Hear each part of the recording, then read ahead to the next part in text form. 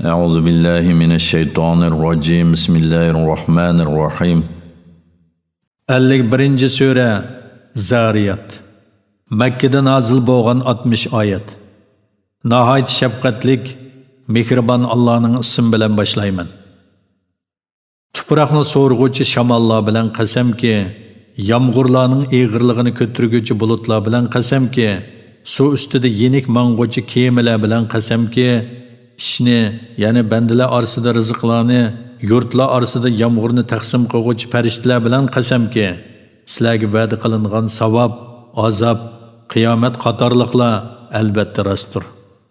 Yaxshi amallarni mukofotlash, yomon amallarni jazolash cho'qim bo'ladigan ishdir. Yo'llari ba osmon bilan qasamki, payg'ambar haqida sizlarning so'zinglar haqiqatan xilma-xildir. Alloh taolaning ilmi azalisida hidoyatdan burib etilgan odam Qur'onga va Muhammad alayhissalomga iymon keltirishdan burib etiladi. Kazzablarga la'nat bo'lsinki, ular jaholatga cho'mgan bo'lib, oxirat ishidan g'aflatdadir. Ular Rasulullohdan qiyomat qachon bo'ladi deb so'raydi. U bo'lsa u kunda do'zaxda azoblanadigan kundir. Do'zaxga muakkal farishtalar ularga sizlarga qilingan azobni tetinglar, mana bu sizlar dunyodagi cheg'inlarda oldiratgan narsadir deydi. Shubhisizki, taqvodorlar jannatlarda va eqib turgan buloqlarning orasida bo'ladi. Ular Parvardigori ato qilgan narsalarni qabul qiladi. Ular buningdan ilgari, ya'ni dunyodagi chaqda yaxshi ish qiluvchilar edi. Ular kechasi oz uxlaydi. Ular saharlarda Parvardigordan mag'firat tilaydi. Ularning pul mollarida soillar va iffatlikligidan soillik qilmaydigan muhtojlar huquqqa ega edi. Ya'ni ular soillarga va muhtojlarga sadiqa qiladi. Zaminda va o'zinglarda Allohga chin e'tiqod qiladiganlar uchun Allohning qudratini va birligini ko'rsatadigan nurg'un alomatlar bor. Buni ko'rmamsizlar. Osmonda sizlarning rizqinglar bor. Sizlarga va'da qilingan savob bor. Osmonning va zaminning Parvardigori bilan qasamki, sizlarga va'da qilingan narsa o'zinglarning so'zlayotganinglardek haqdir. Ey Muhammad, sana İbrahimning hurmatli mehmonlarining xabari yetdimi? O'z vaqtida ular İbrahimning yeniga kirib salom dedi.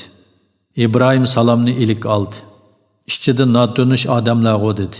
Shuning bilan u asta oilasiga chiqib, pishirilgan bir semiz mo'zayni ib kirib, ularning oldiga qo'yib yemamsizlar dedi. Ularning tamoq yemaganligini ko'rib, dilida ulardan qo'rqdi. Ular qo'rqmagin, biz Parvardigoringning elchilarimiz dedi. Ular İbrahimga bilimlik bir o'g'il bilan xushxabar berdi. İbrahimning ayoli so'ran selib kelib, ajablanganligidan o'zining yuzini qachatlab, "Men tug'mas mo'may tursam, qandoq tug'aman?" dedi. Ular Parvardigoring shundoq dedi.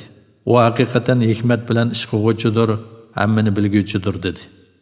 İbrahim: "Ey elchilar, sizlar nima ish bilan avatildinglar?" dedi. Ular: "Biz haqiqatan bir gunohkor qavmni halok qilish uchun avatildik. Ya'ni Lot qavmining ustiga loydan pishirilgan tosh yog'dirish uchun avatildik. Ularning ustiga Parvardigoringning dargohida gunohi haddidan oshquvchilar uchun belgi qo'yilgan loydan pishirilgan tosh yog'diramiz. Halok bo'lmasin deb Lotning shahridagi mu'minlarni sirtqa chiqarib atdik. Biz o shahardan musulmonlardan faqat bir oilani topdik. O shaharda qattiq azobdan qo'rqadiganlar uchun nishon qoldirdik. Musoning qissidimi bir turlik alomat bor. Öz vaqtida onu biz Firavunga ro'shan dalil bilan avatdik. Firavun o'z qo'shoni bilan iymondan yuz o'rdi. O Musa sehrgardir yoki majnundir dedi. Firavunni va uning qo'shonini jazoladik. Ularni dengizga tashildik. Firavun ayblanguvchidir.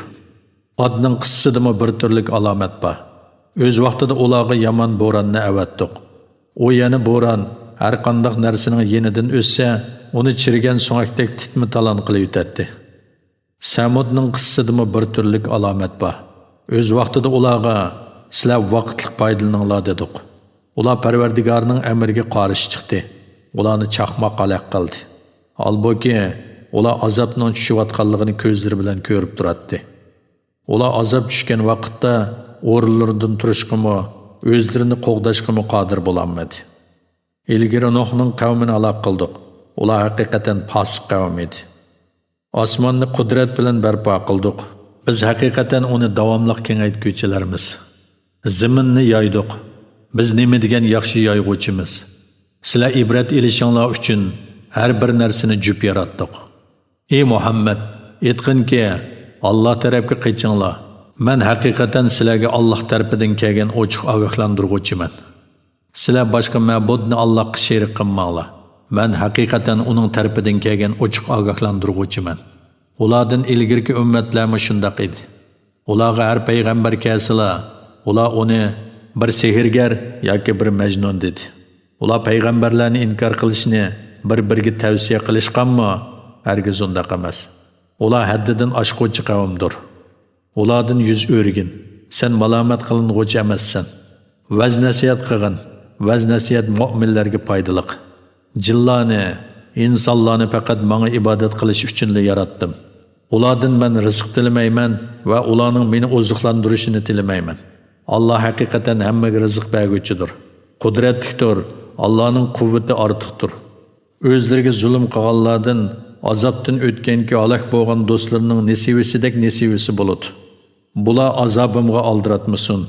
Kafirlarga va'da qilingan kundan kafirlarga voy.